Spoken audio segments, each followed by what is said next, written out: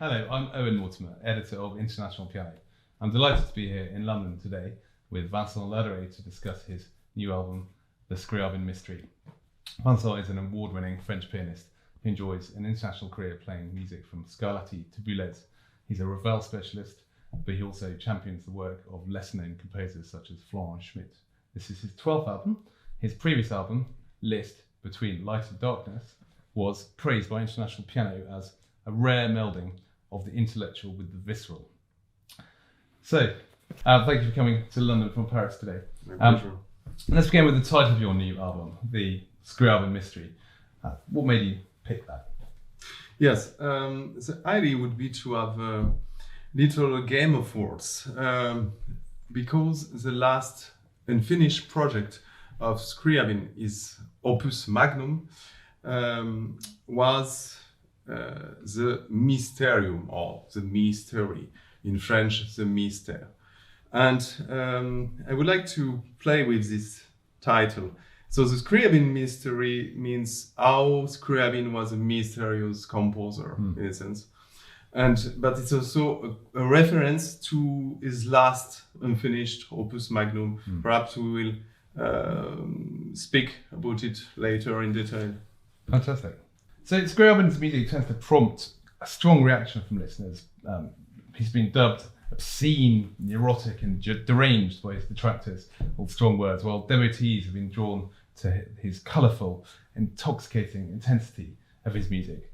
I wondered, which of these views do you think is correct, or are they both correct? Oh, first of all, it's important to understand Scriabin at its true value with the historic context of his legacy. Perhaps there is no more famous composer now who was completely famous at his own time and fall into practically ignored after. We should mention we have wait the 70s to have a renaissance of Scriabin, particularly with recording, by the way. And it's not too difficult to understand why also Scriabin could be disturbing for standard listeners, because of his esoteric and completely practically mystical dimension of his inspiration. And I am sure if you are not familiar to this, it could be really disturbing. But I should say, from my side, I think a little bit exaggerated the critics about him. I think also because it's a composer who was extremely individualistic, created a new world completely with new rules, new harmony, etc. And I think it could, in a sense, disturbing more than other things. It's why I'm not agree, of course, with because I'm an aficionados, as we say in Europe. So, as an aficionado of Scriabin's music, what are the qualities that you really love about it? Okay, so it's difficult to resume in few words all many qualities I love in this music. I should mention, first of all, remind precisely when I heard the first time Scriabin music when I was a child. It was a Studio Opus 2 number 1, and I was completely afflicted by Horowitz, by the way. And I was completely afflicted by this nostalgic mood. We said fin de siècle, post-romantic mood. This is one of the qualities I always keep him for me, for my heart, because it's completely personal also. It's come from another world. It's post-romantic. It's from Chopin, from Liszt, but it's quite another style, already a new style, very individual, and so this is the first thing I should mention. Also, the second thing, extremely important, is its innovative, visionary dimension. Scriabin created a new world. First, he was one of the first composers atonal, with a new way of harmony thinking. And it's quite impressive to just hear the difference between this first period, second period, which we could say is post-romantical, and already also very personal, and the last period where you enter in a new, completely different world. Scriabin's musical language evolved a lot during his career, and in 1983 he said, "I used to be a Chopinist, then I was a Wagnerist, now I'm only a Scriabinist." What does that mean to you? It's true to say, first of all, he was focused on piano, only piano. I mean, piano writing, piano thinking. So, of course, he was influenced by the great composers of the Romantic era. It means, of course, Chopin and Liszt. We should not forget Scriabin has written Mazurka. Mazurka, when he was young, Mazurka is a Polish dance. And so when he was also very young, he used to have the score of a concerto of Chopin behind his head when he sleeps. So it's a nice image of his love for this composer. So again, with the time, he was influenced by philosophical ideas. He has written Nietzsche. Yeah. And he had the project to make an opera during a few years. And also in his first symphony, there is already the ideas of the art, divine art, the glory of the art. He had written the text of the final, which is with chorus, and the sixth movement, if my memory is good. And there is already this philosophical ideas. So after, of course, he focused more and more on himself. And he was a teacher, piano teacher at the Conservatory of Moscow. And he decided to stop and to focus only on his music. It's why there is many critics who said he was megalomaniac or narcissistic. Perhaps there is something true. Yeah. It's interesting that you draw a parallel between Scriabin's stylistic development and his philosophical development. Yeah. And in his later years, he was heavily influenced by the Theosophical school of Madame Blavatsky, who believed that music was capable of channeling divine power. I wonder, how important do you think it is for listeners to be aware of and understand something of that in order to appreciate Scriabin's music? Of course, it's impossible to appreciate his music without to know that, because Scriabin puts all these ideas in his own work, more time growing up. And you have also Poème de l'Extase, already in the title. It's esoterical. You have Black Mass, which is quite satanic.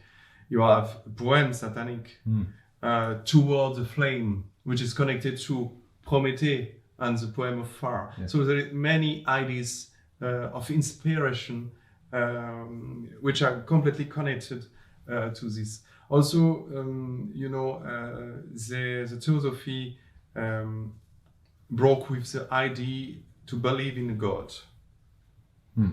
And Scriabin says, I am God. And what about for you as an interpreter? You've clearly delved deeply into Scriabin's philosophy and ideas, but you presumably also have drawn a lot from the schools.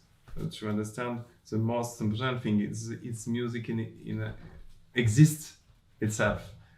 In fact, I really think that the esoteric dimension is important to be more clever, to more inside his heart. But to be honest, during the preparation of this recording, I really focused on scores and to try new things, to find new ideas. For instance, I was absolutely astonished about the geometric proportions. Geometric proportions means you have 4 bars here, and at the re-exposition you have exactly the same proportions. All the works in the last period were released with this concept of geometrical proportions. I think it's extremely important to understand the Scriabin. So the esoteric dimensions should be not overvalued. We should also focus on scores and understand how it should sound, understand how it should be built, and to have a great unity, because unity was one of the most obsession of Scriabin. As you explained, Scriabin's esotericism had a big impact on his musical language, particularly in his use of non-diatonic scales, chords and harmonies. In 1948, Russian theorist, musicologist Barbara Danova coined the term tritone link to describe Scriabin's frequent use of the augmented fourth in harmonic relationships. And I wondered, that kind of analysis, how useful is that to you as an interpreter? Oh, I think we should mention the synthetic chord of Scriabin, which is a succession of the interval of fourth, augmented or diminuted, okay? And we have these chords in few works, of course. And it was first, perhaps the most brilliant example is a poem of fire, Prometheus, but also in the Sonata number 7, I have recorded on this album, you have derived form of this chord. It's interesting to notice when Schoenberg started to go out from the tonality, for instance, with the Chamber Symphony Opus 9, he worked on the interval of fourth. So this is a way to go away from the tonality. And, at the time, Scriabin used to say, my melody is reconstituted harmony, and my harmony is a compressed form of melody. So it means the exact fusion between horizontal and vertical. And to go on the concept to build a work only with one chord. It's completely crazy, but it's true. Yes. And in the 7th sonata, you have really this concept, for instance, or the poem of the fire. Scriabin's scores are littered with enigmatic, poetic markings, like in the Black Mass Sonata, where he writes, directs the player to perform a melody with nascent longing. And then in Vers de la Flamme, he writes radiant, luminous. And I wondered, how do you translate these quite abstract concepts into your music making? I think it's a question of imagination, internal ears. First thing is, it's written in French, so I could understand easily what it means. And in fact, he seems to speak very, very good French, because it's very poetic and it's very interesting. So the first thing is imagination, and also it's very personal. I mean, it's not to be an abstract thing, it should be connected to emotion. It's not a question only of poetic idea. It should be always connected to the colors of the song and to the emotion. I think this is the right way. But this is my conception, but it could be different depending on the performers and the piano playing piano sound. For instance, at the beginning of the 7th sonata, Scriabin writes in first prophetic. What means prophetic? This is the question. And at the beginning of the Black Sonata, you have written légendaire. In English, legendary. It's interesting to notice it's written pianissimo, and seems to go really far away, like something extremely old, It's so old that you think it's a legend, it's not true. So it's very interesting. I think we should just use it for the imagination. So you've sought to break away from what you described as the excessive rubato used in performances of and recordings of Scriabin's music in the past. So I wondered what inspired that, and also how it makes us hear Scriabin's music differently. Yes. I should mention first Sofronitsky, the pianist. Extremely famous pianist, fantastic pianist, and he was married to one of the daughter of Scriabin. He married after the death of Scriabin. He never know Scriabin, of Elena precisely, and he has worked a lot on practically all works of Scriabin except the Seventh Sonata, which he said never touch to this. It's too dangerous. Okay. Interesting. And he used to play extremely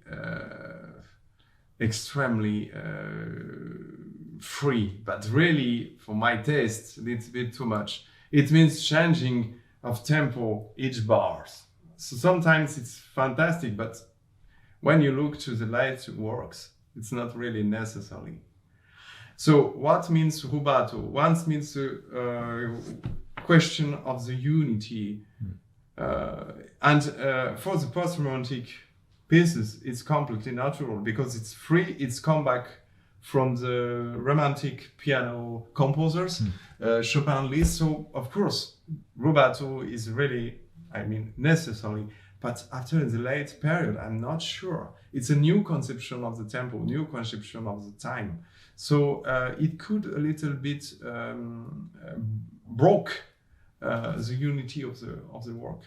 It's why I try to to not follow necessarily this tradition, because Sofronisky became a tradition because as he was married to the daughter of Scriabin, everybody thinks it's an amazing reference. It's true, it's a reference, but there is different way to perform and to reevaluate the interpretation. According to the musicologist Anatole Laiket, piano rolls of Scriabin's playing reveal that his tempos fluctuated continuously and wildly, and he's also sparing in his use of the sustaining pedal. I wondered if you've listened to those recordings or been influenced by perhaps descriptions of Scriabin's playing. Yes, Scriabin made 19 piano rolls for Welte Mignon. It was à la mode, I should say. Rachmaninoff has done the same. I have listened most of them, including, for instance, the first movement of the second sonata. It's extremely interesting, of course, because listening is conception of the liberty of the we speak about of the rubato. Sometimes it could be quite disappointing, but I think it's also because of the piano rolls, which is not always really clever for the colors. So it's interesting to hear also how he managed his own work. Sometimes it's changed including the note. So it's not a question also of interpretation. Sometimes all contemporary of Scriabin said it changed every time some notation, because he was involved in. He was the composer. Yeah, he was a composer, so he would like to revisit his own music. And for the sustained pedal, it's interesting to hear how he used it, because sometimes he used it to have the bass very long time. It's written, for instance, in Seventh Sonata also. This is one of the works he managed the most for the pedaling writing. And if you follow this on the score, if you respect what he writes, you see the bass always be the first. Yes. The bass is for all the chords, to have all the harmonies. So it's very long, sustained pedal. So your album, The Scriabin Mystery, it takes the listener on a journey from the earliest Opus 2 to his late Opus 74 Preludes. I wondered how you, from Scriabin's quite large oeuvre for such a young composer, how you picked the specific works that you've included. So first thing is to love them, because there's a lot of choice. So this is my first argument. And also, of course, I have practicing some works during many years since I was a teenager. Scriabin was also really one of my favorite composers, to not say my first composers. I used to say sometimes I feel he's one member of my family. So it's really in my soul. I mean, it's not only an intellectual thing. It's really visceral thing. So after, I would like to propose the pieces in chronological sequence. Starting the post-romantic works, we should perhaps cut in 3 periods. The first period would be influenced by Chopin Liszt with the study Opus 2 number 1 we have spoken about, so studies Opus 8, the Prelude and Nocturne for the left hand Opus 9, and after we go in the second period, which is post-romantic, but with a lot of experimentation. Including pianistically, I mean. The piano writing of Scriabin was very imaginative, starting the beginning, with a very long, large writing for the left hand.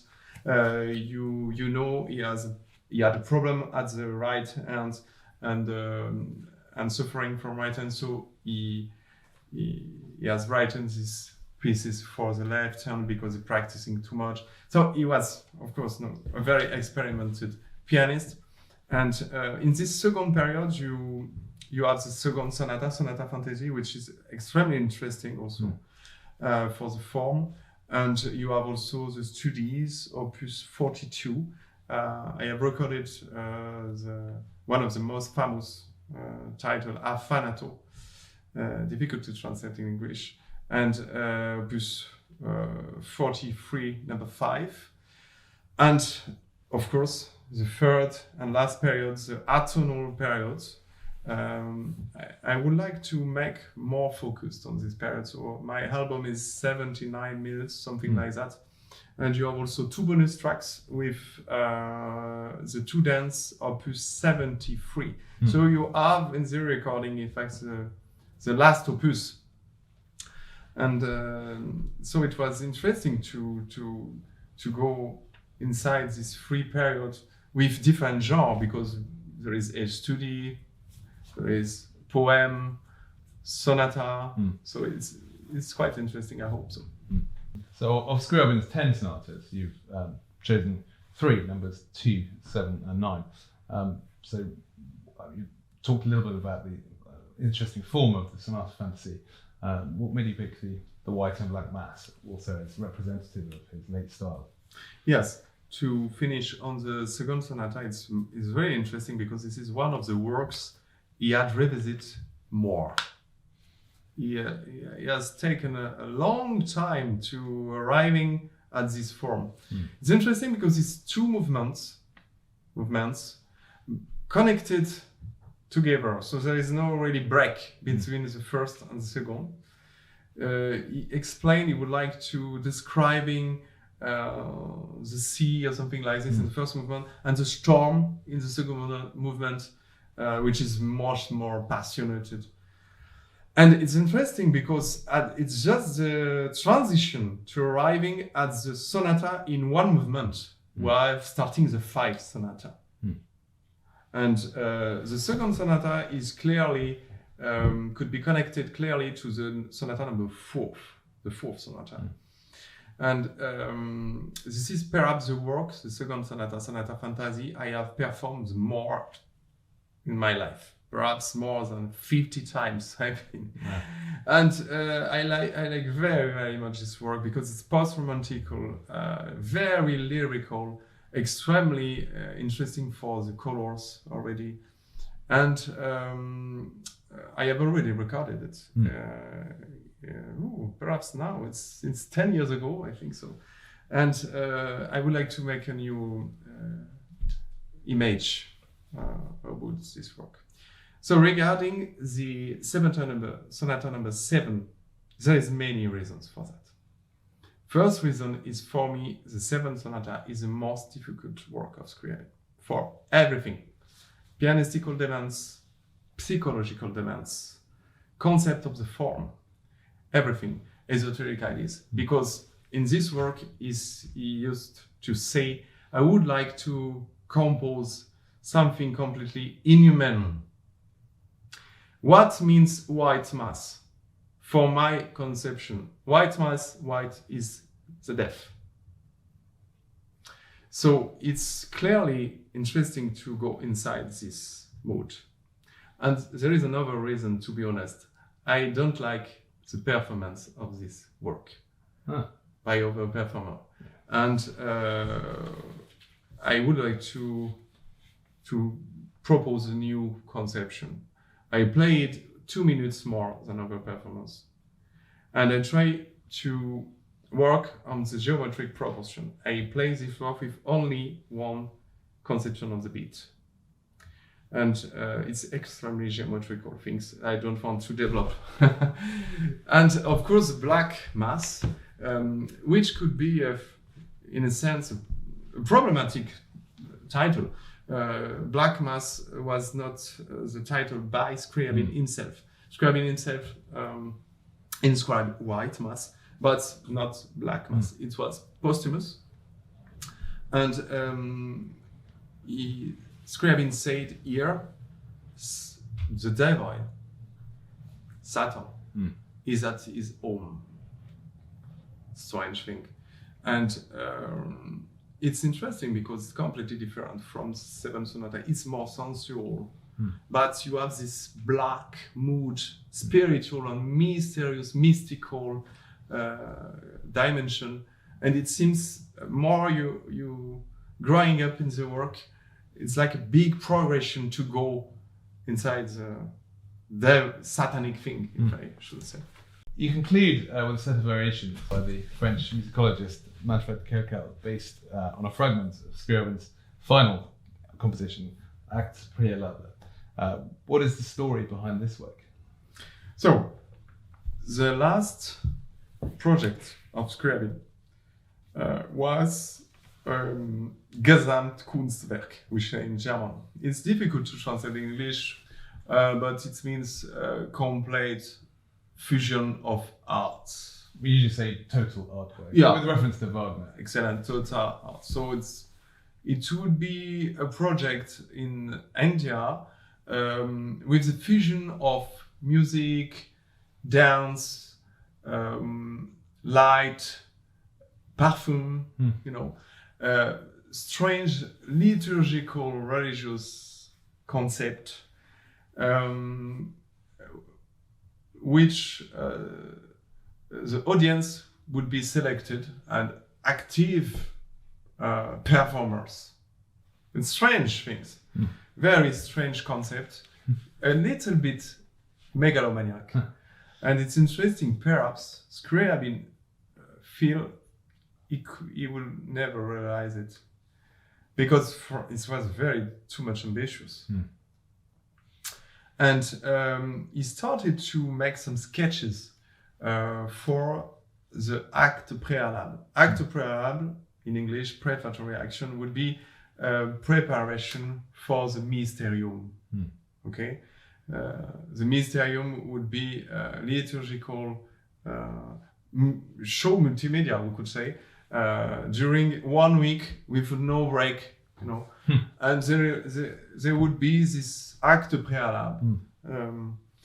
And so in 1972, 2 composers are discovering these sketches. The first one was Nemtin, the Russian composer, who started to make a fantastic performing raw work of this mysterium for orchestra, chorus, piano, of course, and also the French composer Manfred Kerkel, who was perhaps the greatest specialist of Scriabin. And so he found these sketches on the Museum Scriabin. In fact, it's the house of Scriabin in Moscow. So he found it on his desk, and started to work on these sketches with a work which name is Le Tombeau de Scriabin. There is 2 parts, and the first part, Prelude, using the sketches. So you found a very interesting thing, because at the end of his life, Scriabin worked on the concept of harmony 12 notes, but very different from the dodecaphony. You have chords of 12 notes.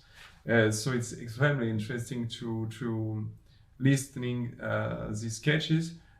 I should mention also, when they found the sketches, there is no order. It was completely, in disorder, completely disconnected. So Kel used most of these sketches, and of course there is also Kel music inside a little bit to connect everything. An impossible question, perhaps, but if you had to sum up Scriabin in 1 sentence, what would you say? Oh, perhaps I should say the transfiguration of the cosmos into ecstasy through art. That's an extremely eloquent description of Scriabin, and I think captures the poetry that you find in his music. So we look forward to hearing your recording, which will be out in September on Abbey Records, and viewers also can read more about Vincent Larderet and his recording and Scriabin in the October issue of International Piano, which will feature Vincent as our cover artist. It's a great pleasure and my privilege. Many thanks.